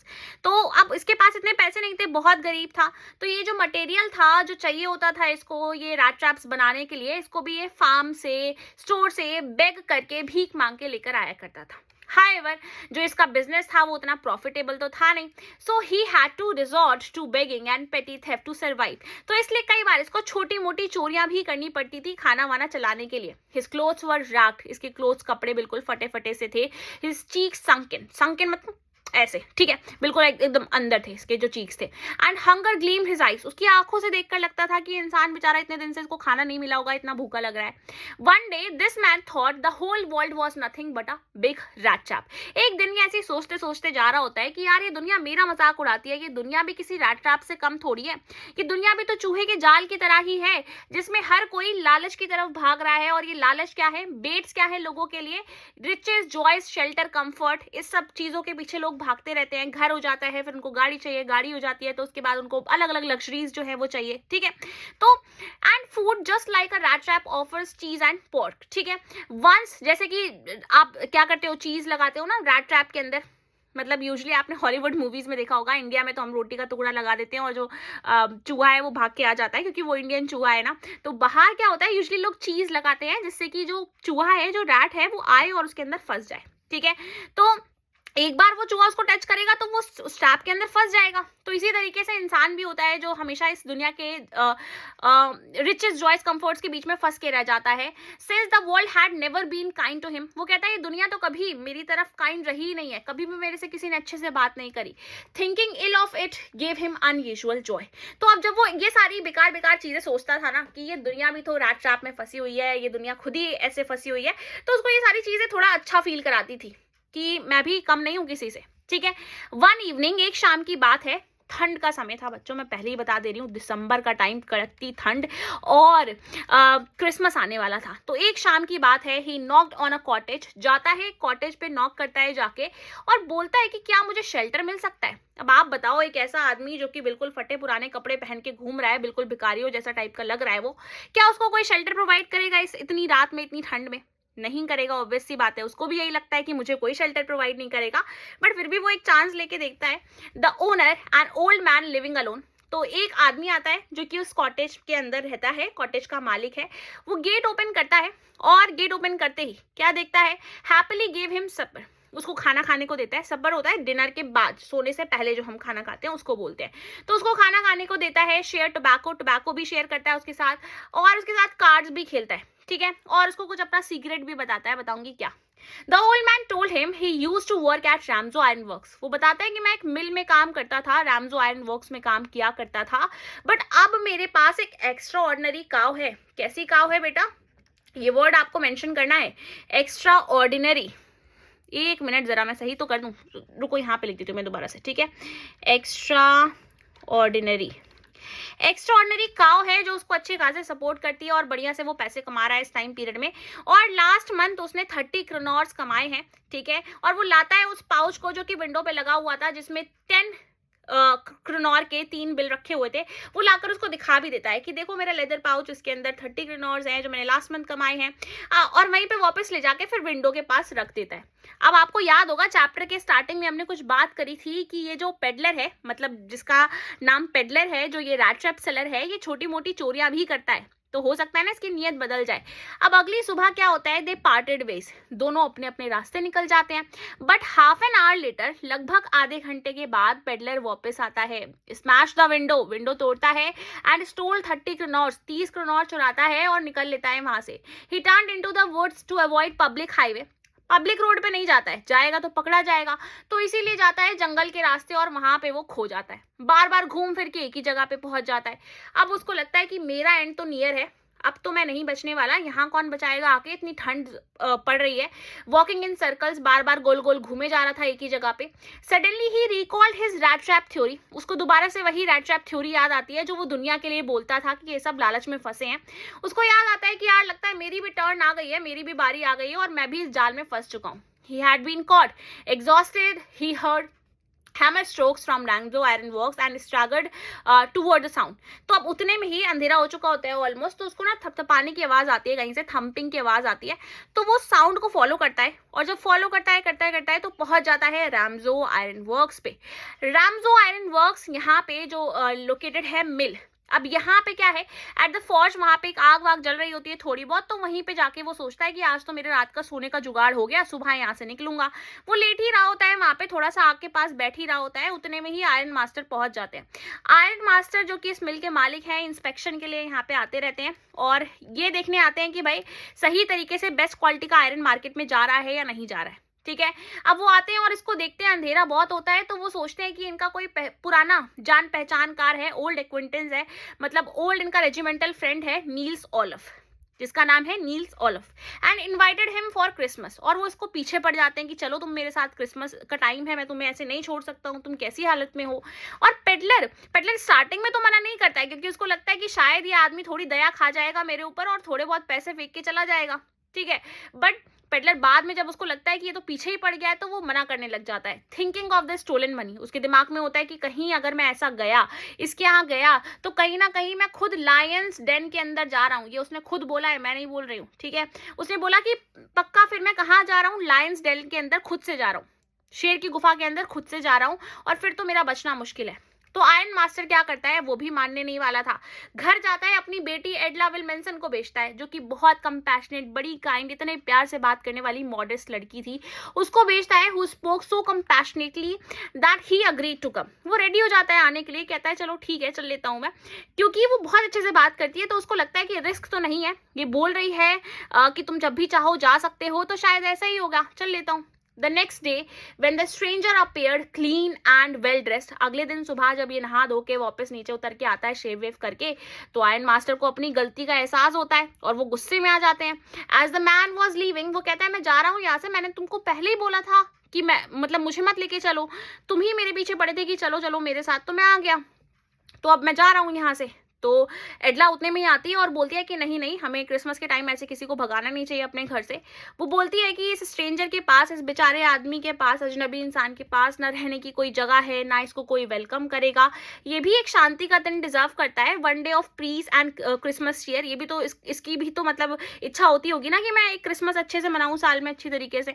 तो स्ट्रेंजर यहाँ पे अपनी क्रिसमस ईव को पीसफुली स्पेंड करता है, यहाँ पे खाता है आराम से, फिर सोता है, फिर खाता है, फिर सोता है, बहुत मजे कर रहा होता है, चिल कर रहा होता है। अगली सुबह क्या होता है, चर्च जाते हैं एडला और उसके फादर सर्विस के लिए। तो वहां पे इनको पता चलता है कि जो क्रॉफ्टर इनके यहाँ काम करता था, उसका कोई 30 करोड़ चुरा के भाग गया है, और वो इंसान भागा है कहाँ पे, जंगल के रास्ते, और वो रैट ट्रैप्स बेचता है। अब पकड़ा गया peddler. When they return home, तो अब यहाँ पे दिमाग में रास्ते भर क्या चल रहा है, एडला के फादर के, आयरन मास्टर के दिमाग में क्या चल रहा है कि कहीं ये आदमी हमारी सिल्वर वेयर और चांदी वांदी के बर्तन उठा के ना ले गया हो, चोरी ना करके ले गया हो, ठीक है। तो अब ये घर पहुंचते हैं तो देखते हैं कि जो गेस्ट है वो वहां से जा चुका है, और वो कुछ लेकर नहीं गया है यहाँ से, वो कुछ रख कर गया है, छोड़ के गया है। वो क्या क्या चीजें छोड़ के गया है, वो एक रैट ट्रैप रख के गया है एडला के लिए, 10 करोड़ नोट, वही जो उसने चुराए थे 30 करोड़, वो छोड़ के गया है, और एक लेटर छोड़ के गया है एडला के लिए। लेटर के अंदर लिखा हुआ था कि thank you एडला for treating him like a captain, कि तुमने मुझे कैप्टन का दर्जा दिया, एक कैप्टन के दर्जे तक रेस किया, थैंक यू इतने अच्छे से मुझे ट्रीट करने के लिए, which gave him power to clear himself. He sign, वहां पे वो साइन करता है उस लेटर को, लास्ट में लिखता है कैप्टन वोन स्टेल। यहाँ पे लास्ट में जो पेडलर का नाम है वो रिवील किया गया है, कैप्टन वोन स्टेल। यहाँ पे वो मेंशन करता है, कैप्टन तो उसने नाम के आगे अपने ऐसे ही लगा दिया था क्योंकि उसको वैसे ही ट्रीट किया गया था, ठीक है। और वो कहता है कि मैं ये वापस करके जा रहा हूँ, पैसे तुम जिसके हैं उसको दे देना, और अब से मैं बिल्कुल चेंज हो जाऊंगा, ठीक है, और थैंक यू मुझे इतने अच्छे तरीके से ट्रीट करने के लिए। इसी के साथ ये जो चैप्टर था ये भी एंड होता है, द रैट ट्रैप। और यहाँ पे इस चैप्टर के अंदर दो ही जो कीवर्ड्स हैं वो बहुत इंपॉर्टेंट है, एडला की काइंडनेस और वो कितना ज़्यादा कंपैशनेट थी। ये जो चीज़ें हैं वो याद रखनी है आपको, वो बहुत ज़्यादा कंपैशनेट थी, ठीक है। तो इतना 2 वर्ड्स जो है वो अच्छी तरीके से याद रख लेना। नोट्स तो बाकी प्रोवाइड कर ही दूंगी यार, अब इतनी मेहनत कर रही हूँ, इतने सारे चैप्टर्स अभी तक कंप्लीट करा दिए, तो जाओ और वीडियो को लाइक कर दो और चैनल को सब्सक्राइब तो कर दो एटलीस्ट। अब नेक्स्ट चैप्टर की तरफ आगे बढ़ते हैं, और नेक्स्ट चैप्टर का नाम है इंडिगो। इंडिगो चैप्टर जो है वो भी बहुत इंटरेस्टिंग है, थोड़ा सा हिस्टोरिकल है बट बोरिंग नहीं लगने दूंगी। The story is about Gandhi's visit to Champaran in 1917। ये कहानी है 1917 की, जब गांधी जी चंपारण जाते हैं। चंपारण लोकेटेड है बिहार में, which became a turning point in his life and India struggle for independence. यहाँ से इनकी लाइफ में बहुत कुछ चेंज हो जाता है। और ये कहानी कौन हमें बता रहा है, लुई फिशर बता रहे हैं, जो कि गांधी जी के सेवाग्राम आश्रम में जाके विजिट करते हैं 1942 में, तब उनको गांधी बताते हैं कि मैंने कैसे डिसाइड किया कि अब ब्रिटिशर्स के यहाँ से जाने का टाइम आ चुका है, इंडिया को छोड़ के जाने का समय आ चुका है। और ये बात है 1917 की, 1917 से ये सब शुरू हुआ था। तो बताते हैं वो, अब उस समय में ना बेटा हर साल ऑलमोस्ट कांग्रेस के सेशन हुआ करते थे। तो एनुअल सेशन था दिसंबर 1916 में, इंडियन नेशनल कांग्रेस का कन्वेंशन था और लखनऊ में हो रहा था इस बार ये। तो यहाँ पे एक बहुत गरीब किसान जिसका नाम था राजकुमार शुक्ला, जो कि चंपारण से बिलोंग करते थे, वो यहाँ पे आए थे गांधी जी से मिलने, क्योंकि उन्होंने उनके बारे में काफी कुछ सुना था। Saying he was from Champaran and wanted Gandhi to visit his district. वो कहते हैं कि प्लीज गांधी जी आप मेरे साथ मेरे डिस्ट्रिक्ट चलो, और वहाँ कंडीशन बहुत खराब है, आपकी वहाँ बहुत जरूरत है। शुक्ला वॉज इलिटरेट, वो पढ़े लिखे नहीं थे बिल्कुल भी बेटा, बट वो बहुत रेजिल्यूट थे, बहुत ज्यादा डिटर्मिन्ड थे कि वो गांधी जी को यहाँ से लेकर जाएंगे और वहाँ बदलाव लेकर आएंगे। Coming to complain about the injustice of the landlord system in Bihar. Bihar के अंदर जो लैंडलॉर्ड सिस्टम चल रहा था, जो अन्याय हो रहा था किसानों के साथ, वो सारी बातें वो बताने के लिए यहाँ पे आए थे। Gandhi had other commitments, Gandhi बोलते हैं कि नहीं मुझे और भी जगह जाना है, मेरी कमिटमेंट्स हैं। बट शुक्ला कहते हैं कि नहीं, आपको मतलब मुझे एक तो डेट प्रोवाइड कर दो, आप कोई सी भी एक डेट मुझे बता दो, मैं उस दिन वहां पे आपको मिल जाऊंगा। शुक्ला उनको हर जगह फॉलो करने लग जाते हैं, इवन टू हिज आश्रम नियर अहमदाबाद फॉर वीक्स। फिर उनकी डिटर्मिनेशन को देखकर गांधी जी एग्री हो जाते हैं और कहते हैं कि ठीक है मुझे कैलकाटा जाना है, तुम वहां मुझे सच एंड सच डेट पे मिल जाना, फिर वहां से हम चलेंगे। तो महीने बीत जाते हैं, शुक्ला वहीं पे उनको वेट करते हुए मिलते हैं जिस जगह पे उन्होंने बताया था। दे ट्रैवल टू पटना, वहां से ये पटना जाते हैं, फिर मुजफ्फरपुर जाते हैं और सारी इंफॉर्मेशन कलेक्ट करना शुरू करते हैं। ट्रेन यहाँ पे लगभग मिडनाइट में यानी रात के 12 बजे के करीब पहुंचती है 15 अप्रैल 1917 को, और शेयर क्रॉपर्स यहाँ पे आना शुरू हो गए थे, इस बात को जानते हुए कि गांधी जी आ चुके हैं, उनके जो लीडर हैं वो आ रहे हैं। लोकल लॉयर्स आए यहाँ पे और उन्होंने सारी केस के बारे में, सारी जो सिचुएशन थी यहाँ के बारे में सब कुछ गांधी को बताया। क्या कहानी थी वो अभी हम आगे जानेंगे। But Gandhi chided them, but Gandhi उनको डांट लगाते हैं। शिडेड का मतलब होता है डांट लगाना, फटकार लगाना। किस लिए? कि वो लोग बहुत ज्यादा फीस मांग रहे थे यहाँ से, किससे? जो पुअर पीजेंट थे, जो गरीब किसान थे उनसे। तो गांधी ने बोला कि भाई वैसे ये बेचारे जो किसान हैं वो इतना ज्यादा परेशान हैं, ये अपने डर से ही इतना ज्यादा डरे हुए हैं, इससे आजाद कराना इनको बहुत जरूरी है, इनको कोई कोर्ट केस इनको आजादी नहीं दिला सकता है, और तुम इन्हीं से चार्ज करने की कोशिश कर रहे हो। ठीक है, तो चंपारण में क्या चल रहा था बेटा? Landlords compel tenants to plant 3/20 और 15% of their lands with indigo and surrender the entire harvest as rent. यहाँ पे एक बड़ा क्रूअल सिस्टम, बड़ा क्रूसम, बड़ा इर्कसम बोल, इस वर्ड को याद रखना, इर्कसम अरेंजमेंट थी ये, यानी बकवास अरेंजमेंट थी, जिसके अंदर क्या चल रहा था कि ऐसा बोला गया था 3/20 पार्ट पे आपको इंडिगो ग्रो करनी ही करनी है अपने खेत के, यानी 15% लैंड पे आप इंडिगो ग्रो करोगे, करनी ही है। और वो जो 15% इंडिगो है ना, वो आपको रेंट की तरह, पूरी हार्वेस्ट रेंट की तरह किसको पे कर देनी है? ब्रिटिशर्स को पे कर देनी है। तो जब अब हुआ क्या कि जर्मनी में ना सिंथेटिक इंडिगो बनने लग गया। अब मुझे एक बात बताओ, कोई चीज जो आर्टिफिशियल है और कोई चीज जो हैंडमेड है, दोनों में कौन सी चीज ज्यादा महंगी होगी? जो हैंडमेड है वो ज्यादा महंगी होगी, या फिर जिसको नेचुरल प्रोसेस से बनाया जा रहा है वो ज्यादा महंगी होगी। तो अब ये जो ब्रिटिशर्स थे ये बहुत तेज थे, इन्होंने जब इनको पता चला कि जर्मनी में सिंथेटिक इंडिगो बनने लग गई है, यानी आर्टिफिशियल इंडिगो बनने लग गई है, तो इन्होंने यहाँ पे किसानों से लेने को मना ही कर दिया फसल। ठीक है, landlord obtain agreements from share croppers, और इनको बोलने लग गए कि अगर तुम लोग इस सिस्टम से आजाद होना चाहते हो ना, तो एक काम करो, ये जो 15% अरेंजमेंट का सिस्टम है, इससे आजाद होना चाहते हो तो हमें कंपनसेशन पे कर दो, पैसे पे करो, हम तुम्हें आजाद कर देंगे। ठीक है, गांधी बिगेन इन्वेस्टिगेटिंग इन चंपारण। गांधी जी इसी समय में, ये सब जब चल रहा था तब चंपारण पहुंचते हैं। ब्रिटिश ऑफिशियल्स यहाँ पे इनको बहुत बुली करने की कोशिश करते हैं, यहाँ परेशान करने की और यहाँ से भगाने की कोशिश करते हैं। इवन इनको ऑर्डर भी बोला जाता है कि आप यहाँ से जाएं, चंपारण को छोड़कर चले जाएं। इवन मोतिहारी में तो क्या हुआ, एक ऑफिशियल नोटिस ही इनको दे दिया गया था जिसमें लिखा था क्विट चंपारण इमीडिएटली, कि अभी आपको चंपारण छोड़ के जाना होगा। बट ये वहां पे डिसओबे लिख देते हैं। क्या लिखते हैं? डिसओबे। ठीक है, कि भाई अभी तो नहीं जा सकता, मैं नेशनल ड्यूटी पे हूं, अभी तो नहीं जाऊंगा। No order and received a court summon. अब क्या हुआ, जब आप ऑर्डर नहीं मानोगे, लॉ नहीं मानोगे, तो अगले दिन आपको कोर्ट से बुलावा आएगा। वही गांधी के साथ हुआ। अगली सुबह होता क्या है, इनको कोर्ट से बुलावा आता है, बट कोर्ट के बाहर हजारों पीजेंट्स की जो तादाद थी वो खड़ी हुई थी, बहुत सारे जो पीजेंट्स थे वो खड़े हुए थे। एक लाइन यूज करी गई है, Champaran was black with peasants. इसका मतलब क्या है कि पूरा चंपारण एकदम ऐसा लग रहा था पीजेंट से घिरा हुआ है। ठीक है, तो अब यहाँ पे आजाद कराने की बात हो रही थी और इनको इनके डर से, Gandhi help regulate the crowd. Gandhi ji ने यहाँ पे क्या किया, गांधी कहते हैं कि देखो भाई, मैं जो चाहता था ना कि मैं इनको ब्रिटिशर्स के डर से आजाद कराऊं, वो तो मैंने करवा ही दिया है ऑलरेडी। और इतनी भीड़ को मैनेज करने में वो ब्रिटिशर्स की हेल्प भी करते हैं। वो पुलिस अथॉरिटी के साथ मतलब पूरा कोऑपरेशन दिखाते हैं। इवेंचुअली जो यहाँ के जो एलजी थे, लेफ्टिनेंट गवर्नर थे, वो ऑर्डर करते हैं कि केस को हम ड्रॉप कर रहे हैं। और उसके बाद ये पहली बार ऐसा हमें देखने को मिला कि मॉडर्न इंडिया के अंदर सिविल डिसोबीडियंस की जीत हुई थी। ठीक है, गांधी कंडक्ट करते हैं conducted a far reaching inquiry, एक इंक्वायरी बैठाते हैं और एक कमेटी बनाई जाती है कलेक्टिंग डिपोजिशंस फ्रॉम, लगभग 10,000 पीजेंट से सारे प्रूफ्स कलेक्ट किए जाते हैं। और एक ऑफिशियल कमीशन वो अपॉइंट किया गया था, जिसमें गांधी जी को भी एक मेंबर बनाया गया था, रिप्रेजेंटेटिव बनाया गया था पीजेंट्स का।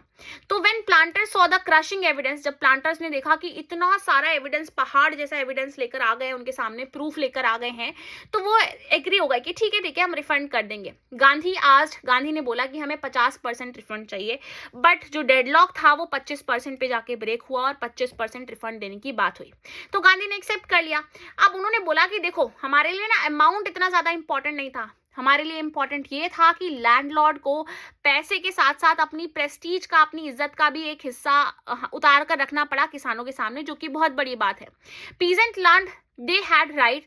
अब पीजेंट्स को, किसानों को उनके अधिकारों के बारे में पता चल चुका था, उनको समझ में आ गया था कि कैसे वो खुद को बचा सकते हैं मुश्किल समय में। उनके अंदर हिम्मत आ चुकी थी। With in a few years जो ब्रिटिश प्लांटर्स थे, उन्होंने धीरे धीरे यहाँ पे अबैंडन करना शुरू कर दिया इन स्टेट्स को, मतलब यहाँ पे जबरदस्ती जो इनसे जबरन खेती कराते थे उसको। और इंडिगो शेयर क्रॉपिंग तो खत्म ही हो गई थी। Gandhi also addressed social backwardness. Gandhi ji बताते हैं कि यहाँ पे ना सिचुएशन बहुत खराब थी। प्राइमरी स्कूल्स जो थे उन्होंने खुलवाए विलेज के अंदर, और इन्होंने डॉक्टर्स, वॉलंटियर्स को भी बुलाया। लगभग 6 महीने तक ये सारा प्रोसेस चला। तो ये वहाँ पे वापस चले गए थे अपने सेवाग्राम आश्रम में और वहाँ से चीज़ें ऑपरेट कर रहे थे। वाइल इनकी जो वाइफ थी कस्तूरबाई, वो यहाँ पे लोगों को क्लीनलीनेस के बारे में, सैनिटेशन के बारे में बता रही थी, साफ सफाई के बारे में बता रही थी। चंपारण का ये जो एपिसोड था वो एक टर्निंग पॉइंट साबित होता है और इसके साथ सब कुछ, बहुत सारी चीज़ें जो है वो बदल जाती हैं। आई होप आपको ये चैप्टर भी बहुत अच्छे समझ में आ गया होगा। अब हम आगे बढ़ते हैं हमारे अगले चैप्टर पे। यहाँ तक आए गए हो तो बस बुक कंप्लीट करने में थोड़ा सा समय बचा है, तो रुके रहना, कंप्लीट करके चलते हैं। ठीक है, पोइट्स एंड पैनकेक्स चैप्टर को पढ़ेंगे। अब यहाँ पे देखकर आपको थोड़ा तो आइडिया लग रहा होगा, नहीं लग रहा तो मैं बता देती हूँ। पैनकेक जो है वो एक मेकअप ब्रांड का नाम है, खाने की चीज नहीं है। मुझे पता है पैनकेक भी तुम लोगों को बहुत अच्छे लगते हैं, बट ये मेकअप ब्रांड का नाम है। ठीक है, जो एक समय में यूज किया जाता था, बड़ा पॉपुलर मेकअप ब्रांड था।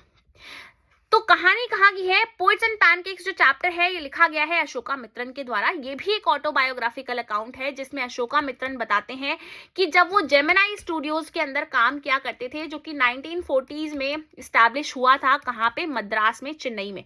तो वहां पे कैसा कैसा क्या क्या उन्होंने ऑब्जर्व किया, वो सारी चीजें उन्होंने यहाँ पे बताई है। जो पैनकेक है और मेकअप डिपार्टमेंट है उसके बारे में सबसे पहले जानते हैं। तो पैनकेक था ब्रांड नेम मेकअप मटेरियल का, जो कि जेमिनी स्टूडियो के अंदर यूज किया जाता था, जिसको ट्रक भर भर के लेकर आया जाता था और फेमस एक्ट्रेस के, जो फेमस एक्टर और एक्ट्रेस थे, उनके मुंह पे भर भर के लगाया जाता था। तो ऑथर बोलते हैं वैसे तो किसी के फेस पे अगर मेकअप लगाया जाता है तो उसको सुंदर बनाया जाता है, बट यहाँ पे उसको अगली बनाया जाता था, इतना मेकअप कर देते थे उसका। ठीक है, the makeup department was located. ये जो मेकअप डिपार्टमेंट था वो सीढ़ियों से ऊपर जाके लोकेटेड था। ठीक है, जो कि एक समय में ऐसा माना जाता है कि यहाँ पे रॉबर्ट क्लाइव का स्टेबल हुआ करता था, जहाँ पे उनका जहाँ पे हॉर्स रहते हैं उसको स्टेबल बोलते हैं, वहां पे उस बिल्डिंग के अंदर ये लोकेटेड था। आगे बढ़ते हैं। The room looked like a hair cutting saloon. अब ये जो मेकअप डिपार्टमेंट वाला जो मेकअप रूम था, ये हेयर कटिंग सैलून की तरह लगता था, क्योंकि यहाँ पे ऐसे शीशे लगे हुए थे और उसमें चारों तरफ इतनी चुभने वाली लाइट्स लगी हुई थी, जिसकी वजह से ये जो रूम था इस टाइप का दिखता था। बहुत अनकंफर्टेबली हॉट ये रूम लगता था इसकी वजह से। और ये एक फायरी मिजरी है, मतलब ये एक बड़ी दुविधा की बात है कि यहाँ पे इन सारे एक्टर एक्ट्रेस को मेकअप से होके गुजरना पड़ता था। ठीक है, तो the department had a strict hierarchy. अब इस मेकअप डिपार्टमेंट के अंदर एक स्ट्रिक्ट हायरार्की थी जो फॉलो करी जाती थी, जिसपे क्वेश्चन पूछा जाता है। तो यहाँ पे चीफ मेकअप मैन हुआ करता था, जिसकी रिस्पॉन्सिबिलिटी थी जो चीफ एक्टर और एक्ट्रेस होते हैं उनको अगली बनाना। यहाँ पे उन्होंने ह्यूमरसली इस वर्ड का यूज किया है, क्योंकि यूजुअली मेकअप से लोगों को अच्छा बनाया जाता है, बट यहाँ पे इतना ज्यादा हाई अमाउंट पे उनके फेस पे मेकअप लगाया जाता था, जिसकी वजह से वो ऑब्वियसली बात है अगली दिखते थे, बुरे दिखते थे। तो जो सीनियर असिस्टेंट था उसका काम था सेकेंड हीरो हीरोइन का मेकअप करना।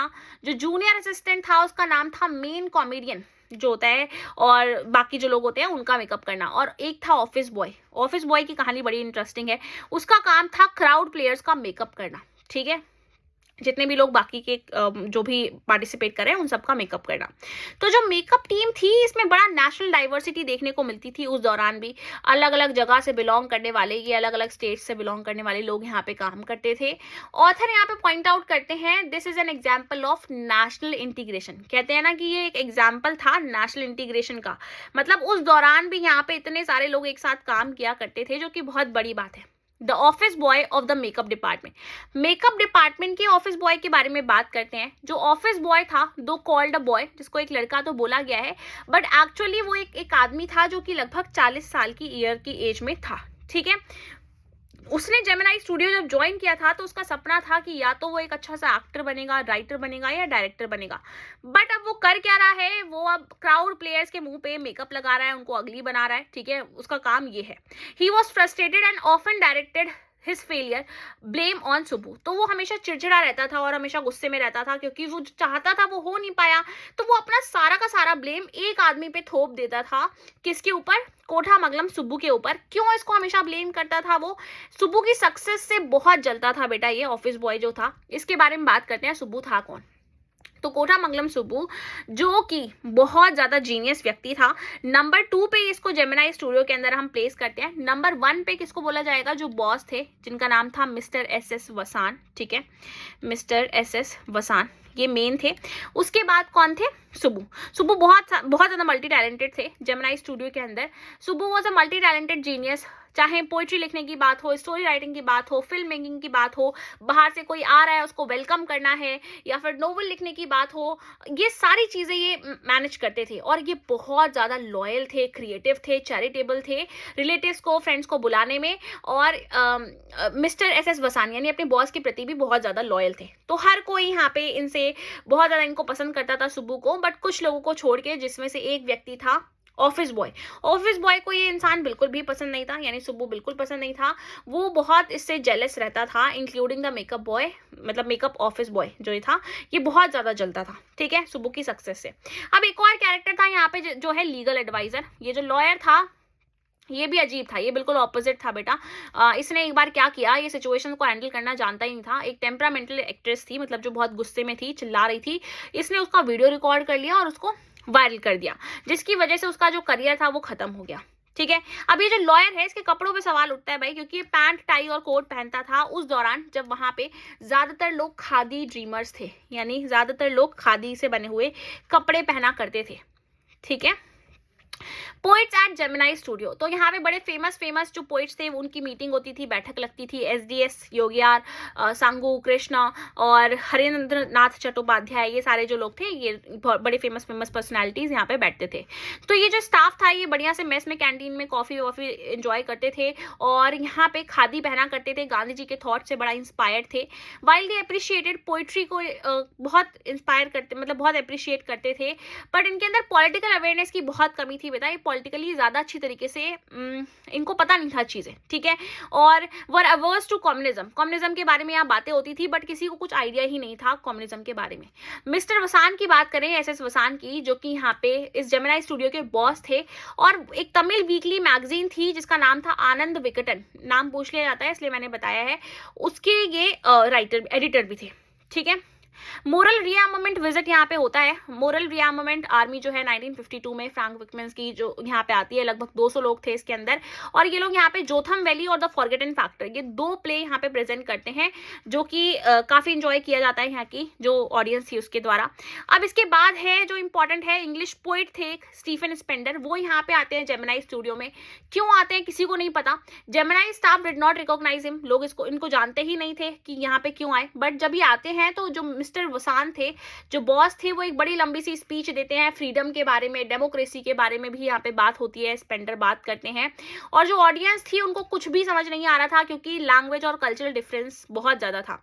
तो ये जो विजिट थी इसको अनएक्सप्लेन्ड मिस्ट्री बोला गया है पोइट के द्वारा, कि ये क्यों आए किसी को नहीं पता था। हालांकि बाद में मिस्ट्री रिजॉल्व कर दी थी ऑथर ने कि द एनकाउंटर से इनका कनेक्शन था। क्या है द एनकाउंटर? तो ऑथर डिस्कवर करते हैं दैट स्टीफन स्पेंडर एडिटर थे किसके, ब्रिटिश पीरियोडिकल नाम की एक जो मैगजीन थी, मतलब बेसिकली द एनकाउंटर नाम की जो मैगजीन थी उसके ये एडिटर रह चुके थे, इसलिए इनको यहाँ पे बुलाया था। और ये सिर्फ ये कारण नहीं है, ही बॉट अ कॉपी, इन्होंने एक कॉपी खरीदी थी द गॉड दैट फेल्ड की, जिसके अंदर बहुत सारे एसेज थे 6 राइटर्स के द्वारा जो लिखे गए थे, और उसमें से स्पेंडर का भी एक ऐसे यहाँ पे था, और जिसमें बताया गया था कि वो कैसे डिसइल्यूजनमेंट उनका दिखाया गया था कम्युनिज्म के साथ। तो कम्युनिज्म के अगेंस्ट थे, और जितना भी जेमिनी स्टूडियो में बातें चलती थी वो भी कम्युनिज्म के आसपास ही चलती थी।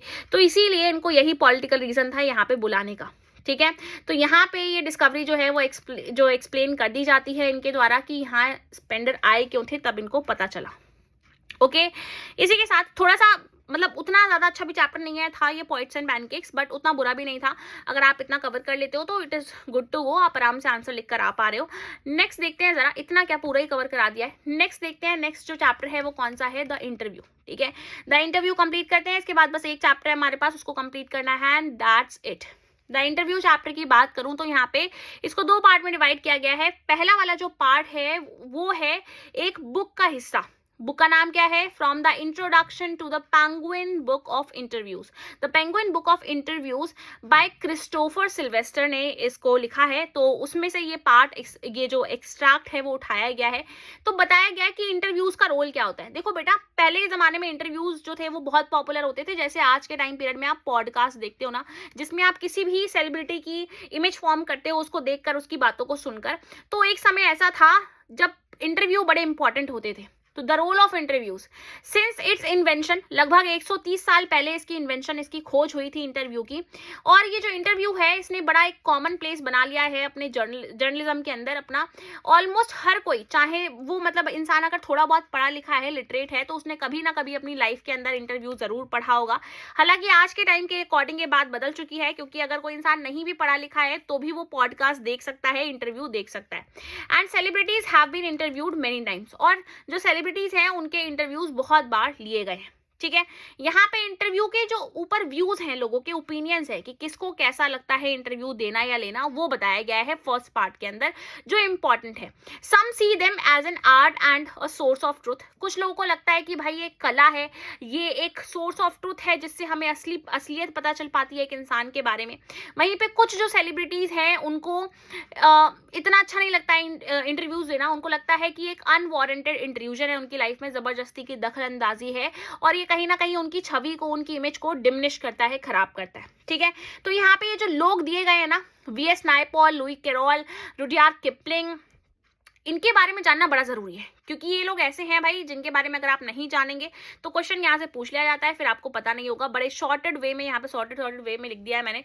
देखो, फेमस पर्सनालिटीज हैं जिनके बारे में बताया गया है कि उनके इंटरव्यूज को लेकर व्यूज क्या है। सबसे पहले हैं वी.एस. नायपॉल, जो कि कहते हैं कि कुछ लोगों को इंटरव्यूज के द्वारा घायल किया जाता है, चोट पहुंचाने की कोशिश करी जाती है इंटरव्यूज के द्वारा, और वो कहीं ना कहीं अपने जीवन का एक बड़ा इंपॉर्टेंट हिस्सा खो देते हैं।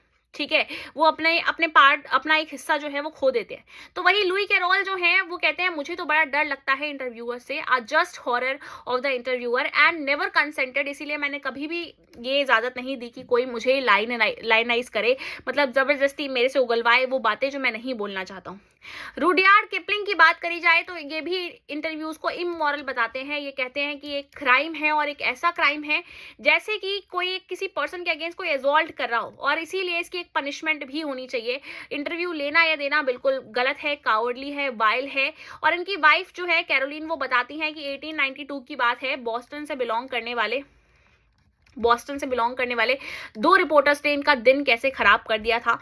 और आयरनी क्या है बेटा इस बात में कि इतना ज्यादा बुराई करी हुई है रुडयार्ड किपलिंग ने इंटरव्यूज की, बट फिर भी यहाँ पे कुछ सालों बाद ये मार्क ट्वेन का इंटरव्यू खुद ले रहे थे। तो सोचो, ये जो असॉल्ट है वो किसी और के ऊपर कर रहे थे। ठीक है, अब नेक्स्ट यहाँ पे कुछ अच्छी बातें भी कर लेते हैं इंटरव्यूज को लेकर। सबने बुरा बोल दिया है, तो डेनिस ब्रायन जो है वो बड़ी अच्छी बात करते हैं। क्या कहते हैं? These days more than at any other time our most vivid impression of our contemporaries are through interviews. कि अगर हम, हमारे समय के जितने भी लोग हैं, चाहे वो विराट कोहली ले लो, किसी को भी उठा लो, आप कोई भी फेमस पर्सनालिटी उठा लो, अगर उसके बारे में आप अपने दिमाग में कोई व्यूज बना पा रहे हो ना, वो उसके इंटरव्यूज को देखकर ही बना पा रहे हो। ठीक है, ऑलमोस्ट हर चीज़ें, ऑलमोस्ट एवरीथिंग ऑफ मूवमेंट, जो भी चीज़ें हमारे पास पहुंचती हैं वो इस इंटरव्यूज़ के जरिए ही पहुंचती हैं, जिसमें एक आदमी दूसरे इंसान से कुछ क्वेश्चन पूछ रहा है। बिकॉज ऑफ दिस ये जो इंटरव्यूअर है वो एक बहुत अनप्रेसिडेंटेड पावर की पोजीशन पे, इन्फ्लुएंस की पोजीशन पे होता है, जो जिस तरीके से चाहे वो सामने वाले की इमेज वैसे फॉर्म कर सकता है। ये बात आप बहुत अच्छे से जानते हो, ठीक है। डेनिस ब्रायन ने ऐसा बोला है। आगे बढ़ते हैं। नेक्स्ट जो पार्ट है इंटरव्यू का वो है उम्बर्टो इको वाला, जिसमें मुकुंद जो है वो यहाँ पे द हिंदू से बिलोंग करते हैं और वो उम्बर्टो इको का इंटरव्यू कर रहे हैं। उम्बर्टो इको है कौन? इनकी एक नोवेल है बेटा, जिस नोवेल का नाम है द नेम ऑफ द रोज। मैं आपको बता देती हूँ, ठीक है। ये इसके लिए बहुत ज्यादा फेमस है। मेरा पेन जो है वो सही से चल नहीं रहा है, तो so pardon me for my writing.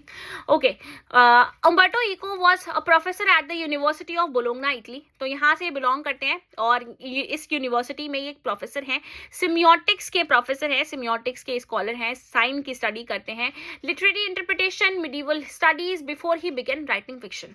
तो ये फिक्शन जब इन्होंने लिखना शुरू किया, फिक्शन मतलब जो कहानियां वानियां होती हैं, ये लिखनी शुरू करी। इससे पहले ये इन सारी चीजों में भी काम कर चुके हैं। स्कॉलरली अकेडमिकली काफी ज्यादा स्ट्रॉन्ग इनका बैकग्राउंड है। तो इनकी जो राइटिंग है इसके अंदर लिटरेरी फिक्शन हमें देखने को मिलती है, अकेडमिक टेक्स्ट, एसेज, चिल्ड्रन की किताबें भी देखने को मिलती हैं और न्यूज़पेपर के आर्टिकल्स भी देखने को मिलते हैं। इन 1980 1980 की बात है, इनको बड़ा फेम मिला, बहुत ज्यादा पॉपुलैरिटी मिली। इनकी एक किताब थी जिसका नाम था द नेम ऑफ द रोज। ये बहुत वायरल हो गई थी, पॉपुलर हो गई थी मतलब बेसिकली, और जिसने 10 मिलियन कॉपीज बेच दी थी। इसकी वजह से इन्होंने बहुत पॉपुलैरिटी गेन करी। इको बताते हैं अपने काम के बारे में। अब कोई इंसान जो सिमियोटिक्स का प्रोफेसर है उसको कहाँ से टाइम मिलता होगा बेटा, बट देखो ये कैसे समय निकालते हैं फिक्शंस लिखने के लिए, नोवेल्स लिखने के लिए। तो इको कहते हैं he may appear to do many things, मतलब हो सकता है कि लोगों को ऐसा लगता हो कि मैं बहुत सारी चीजें करता हूं, but he is always pursuing the same philosophical and ethical interest. But हमेशा मैं सेम ही काम कर रहा होता हूं, चाहे मैं बच्चों की किताबें लिखूं या कुछ भी लिखूं। नॉन वायलेंस की थीम आपको सेम ही देखने को मिलेगी उसके अंदर। तो ये सारी ये बातें बताते हैं।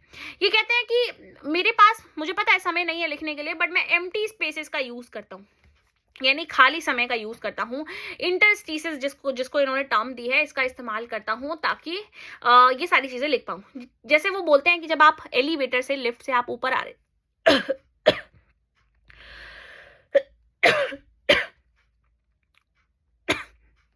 सॉरी, तो वो बोलते हैं जब आप एलिवेटर से ऊपर आ रहे थे ना, उतनी देर के अंदर तो मैंने एक आर्टिकल भी लिख दिया। तो इनकी जो स्कॉलरली राइटिंग है उसका एक नैरेटिव स्टाइल है, उसको बताने का तरीका बहुत अलग है, जिसके अंदर ये गलतियां, एरर्स वगैरह सब कुछ रखते हैं, ठीक है। तो ये यूजुअली जो ड्राई एकेडमिक स्टाइल होती है उसकी तरह नहीं है इनका, बड़ा इंटरेस्टिंग वे में ये लिखते हैं, नैरेटिव स्टाइल में लिखते हैं, ठीक है। तो ये बताते हैं जब मैंने अपना फर्स्ट डॉक्टोरल डिसर्टेशन प्रेजेंट किया था इटली के अंदर, तो एक प्रोफेसर ने मेरी बड़ी तारीफ करी थी। उन्होंने बोला था कि जो बाकी सारे स्कॉलर्स होते हैं वो हाइपोथेसिस बनाते हैं और फिर उसको करेक्ट भी करते हैं और फिर उसके बाद लास्ट में कंक्लूजन हमारे सामने जो एकदम क्लियर रिजल्ट होता है वो लेकर आते हैं, बट तुम बिल्कुल अलग हो। तुम तो रिसर्च करते हो, तुम अपने ट्रायल्स और एरर्स को भी इसके अंदर रखते हो, तुम्हारी जो स्टाइल है लिखने की वो बहुत अलग है। तो कहते हैं मुझे वहीं से इंस्पिरेशन मिली कि मैंने अपने एसेज को भी नैरेटिव स्टाइल के अंदर लिखना स्टार्ट कर दिया। तो नॉवेल्स की बात करते हैं जब ये, तो इनको कहते हैं कि मैंने तो नॉवेल्स एक्सीडेंटली लिखना शुरू किया था। एक दिन मेरे पास कुछ करने को नहीं था तो मैंने नॉवेल लिखना शुरू कर दिया, मजाक नहीं करी, उन्होंने यही बोला था। तो अराउंड एज 50, मतलब लगभग 50 साल की एज तक आते आते, जब तक वो अभी तक सिमियोटिक्स पे ही काम कर रहे थे, अब आकर उन्होंने नॉवेल लिखना शुरू किया। वो कहते हैं कि मैं अपने आप को ज्यादा अच्छा मानता हूँ कि अगर कोई इंसान मुझे यूनिवर्सिटी प्रोफेसर की तरह जाने, सिमियोटिक्स के प्रोफेसर की तरह जाने, मैं ये नहीं चाहता कि लोग मुझे जाने की एक नॉवेलिस्ट है। कहते हैं मैं तो पेन क्लब की जो मीटिंग होती है ना, ये सब वो भी कभी अटेंड, जो पेन क्लब्स की मीटिंग होती है ना वो भी कभी अटेंड नहीं करता हूँ। मैं एकेडमिक कॉन्फ्रेंसेस में ज़्यादा प्रेफर करता हूँ, ठीक है। तो कहते हैं कि मैं एक ऐसा प्रोफेसर हूँ, आप ऐसा बोल सकते हैं, जो कि संडेज में नॉवेल लिखता है, बट मैं फुल टाइम प्रोफेसर ही हूँ। हिज नॉवेल्स अलाउ हिम, वो कहते हैं कि इसकी वजह से क्या हुआ, नॉवेल लिखने की वजह से, कि मैं काफ़ी वाइड ऑडियंस तक पहुँच पाया। कहते हैं मेरे स्कॉलरली वर्क्स, लगभग 40 किताबें मैंने सिमियोटिक्स से रिलेटेड लिखी हैं, ठीक है, और 5 करीबन फिक्शंस वगैरह लिखी हैं, बट फिक्शन में से एक जो थी वो ज़्यादा वायरल हो गई, पर ज़्यादातर लोग इनको नोवेलिस्ट की तरह ही जानते हैं, ठीक है, क्योंकि इन एकेडमिक्स की तरह वो उनको इतना ज़्यादा नहीं जानते हैं। तो जब जो किताब है जो बहुत वायरल हुई है, जिसका नाम है द नेम ऑफ द रोज, ये एक ऐसी किताब है जो मिडिवल हिस्ट्री है, थियोलॉजी, मेटाफिजिक्स, ये सारी चीज़ों से डील करती है और इसको एक मास ऑडियंस ने एंजॉय किया। हालांकि ये बहुत सीरियस कंटेंट वाली किताब थी, फिर भी बहुत ज़्यादा पॉपुलैरिटी इसको मिली। तो इको बोलते हैं ना कि मेरी किताब जो इतनी सक्सेसफुल हुई वो भी एक मिस्ट्री है। कहते हैं कि मैं यूएस में एक पब्लिकेशर के पास गया था, तो मैंने उसको बोला कि भाई मेरी कॉपीज रख लो और बेचना, फिर जितना मिले तो बताना मुझे। तो उसने सिर्फ मुझे 3000 कॉपीज का ही एडवांस दिया, जबकि यूएस के उस रीजन के अंदर 2 से 3 मिलियन कॉपीज सेल हो गई थी, सोचो। तो कहते हैं कि टाइमिंग बड़ी मैटर करती है। अगर मैं शायद ये किताब आज से 10 साल पहले या 10 साल बाद लिखता तो शायद इसको इतनी सक्सेसफुल नहीं होती, इतनी सक्सेस नहीं मिलती जितनी आज मिली है। तो कहते हैं कि देखो भाई, while he produces serious academic work, कि मैं बिल्कुल सीरियस किताबें लिखता हूँ, उसके बाद भी most reader know him for his novel. ज़्यादातर जो लोग हैं वो इनको इनकी नोवेल्स के लिए ही जानते हैं। Ego feels that writing novels help him reach readers. वो कहते हैं कि जब मैं नोवेल लिखता हूँ ना, तो इससे मैं एक ऐसी ऑडियंस तक पहुँच पाता हूँ जिसको चैलेंजिंग चीज़ें पसंद है पढ़ना, जिनको ईजी रीडिंग पसंद नहीं है, ठीक है। Despite fame as a novelist, वो कहते हैं कि इतना मुझे फेम मिल गया नॉवलिस्ट की तरह, बट फिर भी अभी भी मैं एकेडमिक कॉन्फ्रेंस में जाना ज़्यादा पसंद करता हूँ और मैं चाहता हूँ कि लोग मुझे एकेडमिक कम्युनिटी के साथ ही रिलेट करके देखें। इसी के साथ ये जो द इंटरव्यू चैप्टर था, इसके दोनों पार्ट्स हमने बहुत अच्छे से कवर कर लिया। अब हम पहुंचते हैं हमारे लास्ट आखिरी फ्लेमिंगो बुक के चैप्टर पे। बड़ा सुकून मिल रहा होगा आपको, क्योंकि अब ये जो चैप्टर है ये आखिरी चैप्टर होने वाला है, गोइंग प्लेसेस। बहुत अच्छा चैप्टर है, जल्दी से इसको कवर कर लेंगे और देखते हैं जरा। तो अब यहाँ पे एक लड़की है बेटा, जिसके आसपास ये कहानी रिवॉल्व कर रही है। आगे बढ़ने से पहले जरा मैं थोड़ा सा थीम बता दूं चैप्टर की।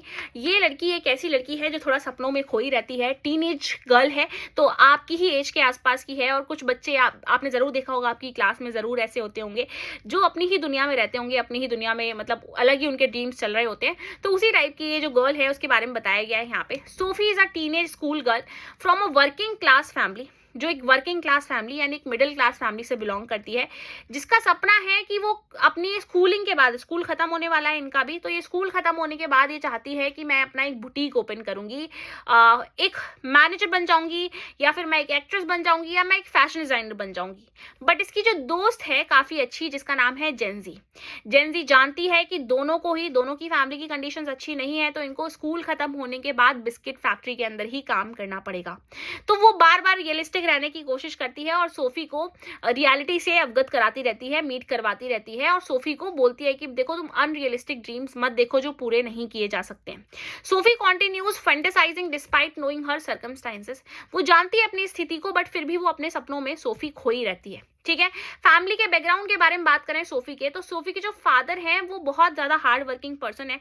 जब वो, अब बताया गया है कि जब वो घर के अंदर एंटर कर रही है तो वो देख रही है कि उसके जो फादर हैं वो बिल्कुल ग्रिमी हैं, थके हुए हैं, पसीने में भीगे हुए हैं एंड एग्जॉस्टेड, और वो शेफर्ड्स पाई जो है वो खा रहे हैं। वहीं पे जो मदर है वो बिल्कुल स्टूप हो चुकी हैं, मतलब झुक चुकी हैं वो काम करते करते over the sink, with a crooked back, झुकी हुई जो बैक है उनकी हो चुकी है, showing years of hard labour, कि कैसे वो बेचारी इतने सालों से काम करने में लगी हुई हैं।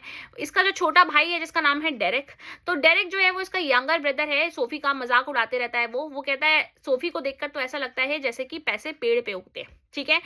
इसका जो घर है वो बिल्कुल स्टीमी, क्लटर्ड, सफोकेटिंग सा है, इसलिए सोफी को ऐसा लगता है कि उसको कंफर्टेबल फील नहीं हो रहा है। बट सोफी के घर में एक इंसान ऐसा है जिसको वो बहुत एडमायर करती है, जिससे वो सबसे ज्यादा इंस्पायर होती है, तो वो है जॉफ। जॉफ है द साइलेंट ब्रदर। जॉफ जो है उसका स्कूल खत्म हुए लगभग 3 साल हो चुके हैं।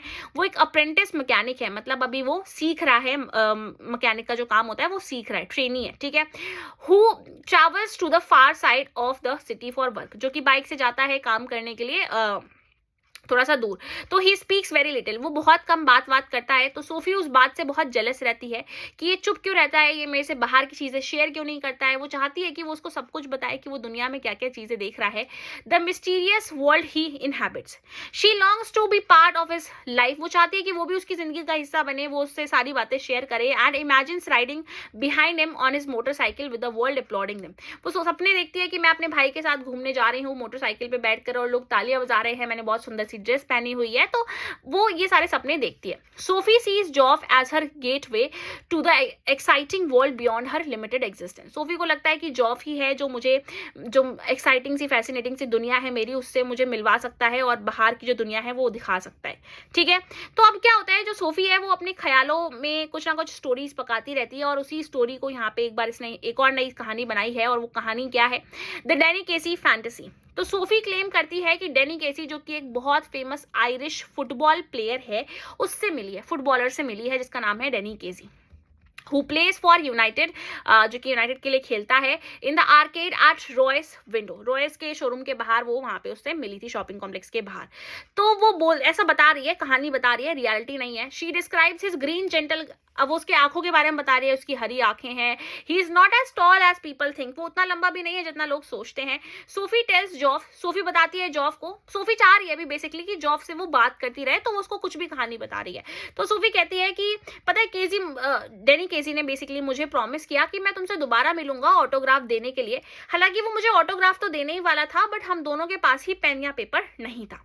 तो जॉफ बड़ा स्केप्टिकल है, मतलब वो डाउटफुल तो है कि ये सही कह भी रही है या नहीं कह रही है, बट वो इस बात को सीक्रेट ही रखता है, not even telling Gen Z about the plan meeting. तो अब वो उसको बोलती है जॉफ को कि ऐसा ऐसा हम मिलने वाले हैं, और जो जेंजी, जो सोफी है, वो ये बात जेंजी को भी नहीं बताती है, ये जो उसने फैंटेसी नई क्रिएट करी है, ये कहानी वो नहीं बताती है, क्योंकि जेंजी को पता चलेगा तो उसका मजाक उड़ेगा, इसलिए।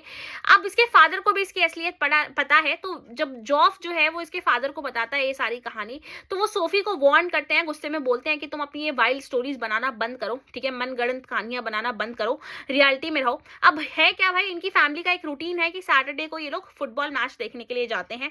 तो फुटबॉल मैच हो रहा है यहाँ पे, और इसमें यूनाइटेड जो है वो 2-0 से जीत जाती है। 2 गोल मारता है डैनी केसी, और सब चीयर करने लग जाते हैं। और जो सोफी है उसको तो इतना प्राउड फील हो रहा होता है, क्योंकि उसको तो ऐसा लग रहा है ना कि वो सच में उससे मिली है, ठीक है, वो अपने ड्रीम्स में खुद ही जीने लग गई है।